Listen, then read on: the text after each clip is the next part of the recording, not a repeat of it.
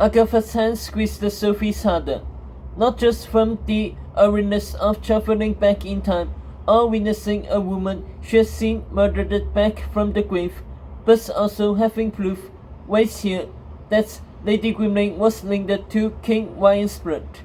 Proof that Lady Grimling was indeed King Ryan's mother. And Agatha was quite sure that whoever Griselda Grimling was waiting for was King Ryan's real father.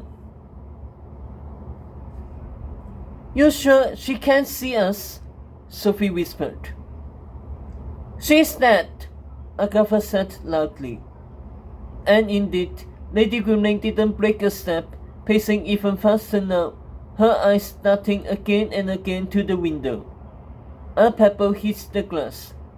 Instantly, the steward surged forward and threw open the window. A hooded figure climbed in, shrouded in a black cloak. Agatha couldn't see the face. "Professor Sadler." "Do you have it?" Lady Grimling asked, breathless. The hooded figure held up a piece of knotted rope. Agatha peered at the rope, her insides turning. It looked like it was made out of human flesh.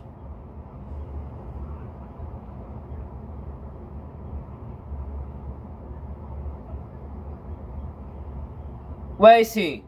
came the stranger's low, soft voice. Agatha reached out to lift the person's hood, but her hand went straight through. "In here," said Lady Grimling. Quickly, the steward ran her hands along the wall and found the edge of what appeared to be a secret door. She pulled it open, and the hooded figure followed her inside, through a bathroom, and into an adjoining room. So did Agatha and Sophie. Agatha froze.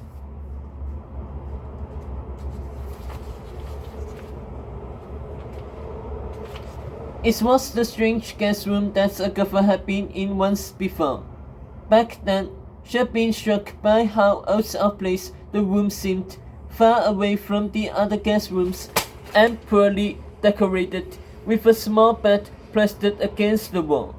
Only there was someone on the bed now. King Arthur. He was asleep, hands folded over his chest.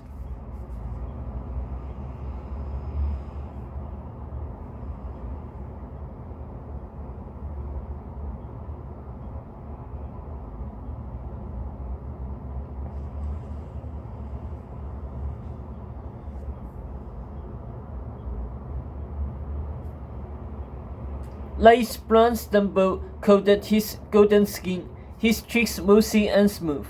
He was 18 or 19, in the prime of his youth, but there was a gangly softness to him, a delicacy that Agatha hadn't seen in her magical encounters with elder visions of Arthur. He snuffled sincerely, undisturbed by Lady Grimling and the stranger.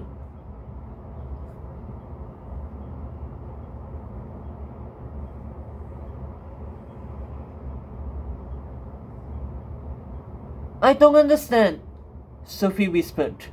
"What's happening?" Agatha was just as confused. "I put some oil in his drink like you told me to," Lady Grimling said to the stranger. "Fell straight to sleep." "We must move quickly, then," said the stranger, holding out the rope. "Place this pencil around his neck." Lady Grimling swallowed. "And then I'll have his child." "That is the power of the pencil," the hooded figure whispered. "Use it, and you will be pregnant with King Ryan's sire before Guinevere marries him." Agatha's stomach dropped like a stone. "He'll have to marry me instead," Lady Grimling realized it quietly. "You'll be his queen," said the stranger. Lady Grimling looked at the hooded figure. "But will he love me?" "You didn't pay me for love.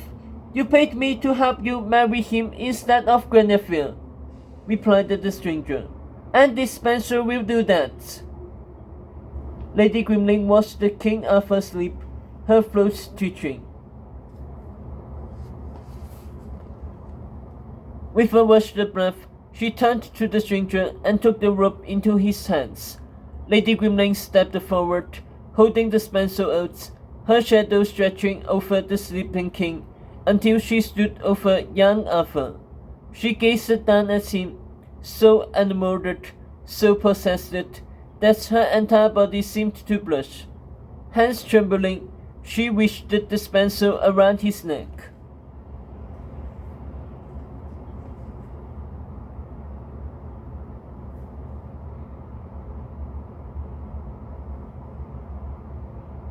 Agatha shook her head, tears fogging her eyes. Sophie, too, was stricken. This was how Wyan and Japheth came to be. By cold, calculated sorcery. They thought of love. Which means Wyan was King Arthur's son after all. His eldest son. Wyan was the true heir. All was lost. Agatha put Sophie towards the door. She'd seen enough. They couldn't watch what followed. I can't, a voice gasped. Agatha and Sophie both turned. I can't do it, Lady Grimling sobbed. I can't betray him like this. Tears went down her face as she faced the stranger. I love him too much, she whispered. She dropped the rope and fled the room. Agatha and Sophie stared at each other. They were alone in the room with the hooded figure and the sleeping king. The stranger exhaled. Retrieving the spensel, the hooded figure tramped towards the door to follow Lady Grimling out. The stranger hardened. Time seemed to stop. The only sounds in the room, the deep breaths of the king. Slowly, the visitor looked back at young Arthur. Smooth hands reached up and pulled away the hood, revealing the stranger's face and the forward's green eyes. Agatha and Sophie jotted. Impossible, Agatha thought. This is impossible. But the figure was skulking back into the room now, step by step, towards the bed until the stranger loomed over the sleeper. The figure smiled down at the powerless king, green eyes twinkling like a snake's. Then calmly, deliberately, the stranger hooded the spensel around Arthur's neck. Agatha was about to be sick. The scene stopped. Bars of red and blue static rippled through the room. Arthur and his seducer grinched into blurry clouds.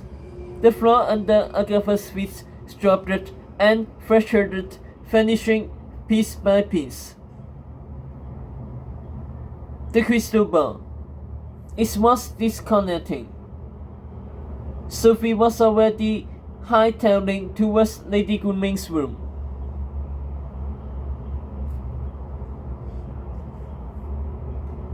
Wait! Agatha shouted, tripping in the slippery bathroom between the two rooms, but Sophie took a running start and dove into the portal as it started to close up.